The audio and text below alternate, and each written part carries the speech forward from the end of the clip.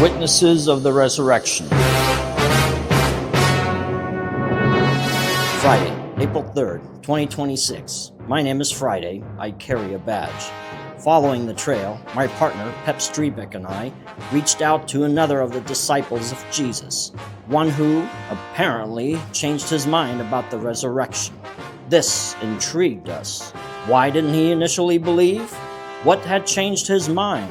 Join us now as we speak with Thomas. Let's see where this interview leads. Could you please state your name? My name is Thomas.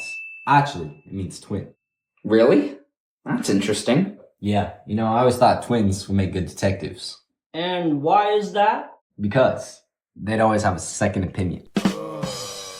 Yeah, I've always said 2 heads are better than 1. Okay, Thomas. You had a nickname. Isn't that true? Oh boy, here we go again.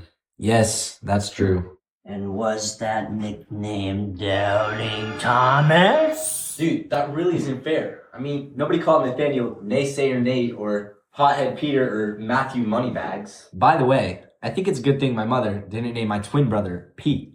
Why is that? Because then my name would have been Repeat. Yeah, I once knew guys named Mal and Tuan. They were identical twins. But their mother only carried 1 picture of them. I know I'm gonna regret this. Why? Because if you've seen Juan, you've seen them all. Okay, just the facts. You are a disciple of Jesus, isn't that correct? Yes. And were you gathered with the other disciples on that first Sunday? The Sunday that Jesus rose from the dead? Actually, I wasn't. And why is that? I needed to be alone. I had other things to do. Other things to do? Like what? I mean, who goes to church every Sunday? You miss 1 meeting, look what happens. But you heard about the resurrection of Jesus. How? Well, the other disciples found me and told me.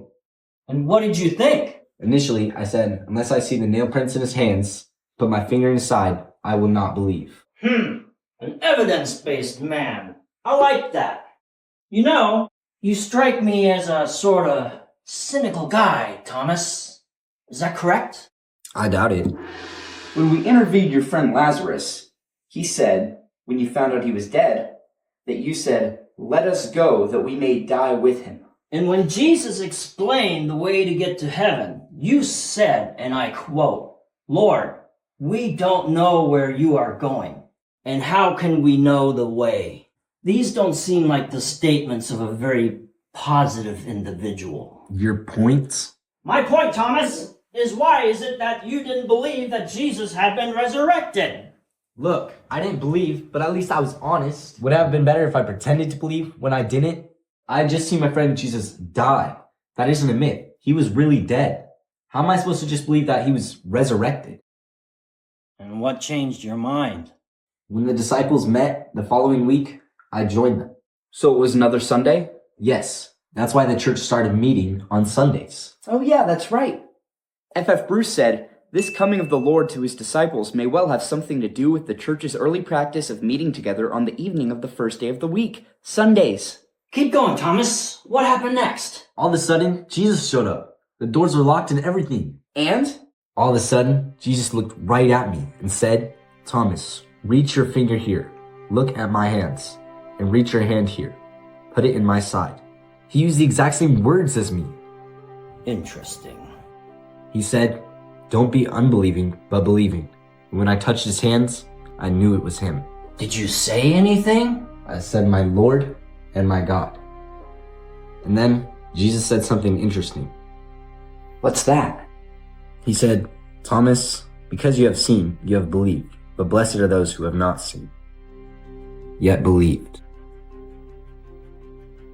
With these words, we ended our investigation with Thomas. His was an incredible story. Seeing we had gotten all we could from him, we decided to follow up with 2 final disciples of Jesus, 2 former fishermen, Peter and John. For that, please follow your crucifixion scene investigation host to the next interrogation room.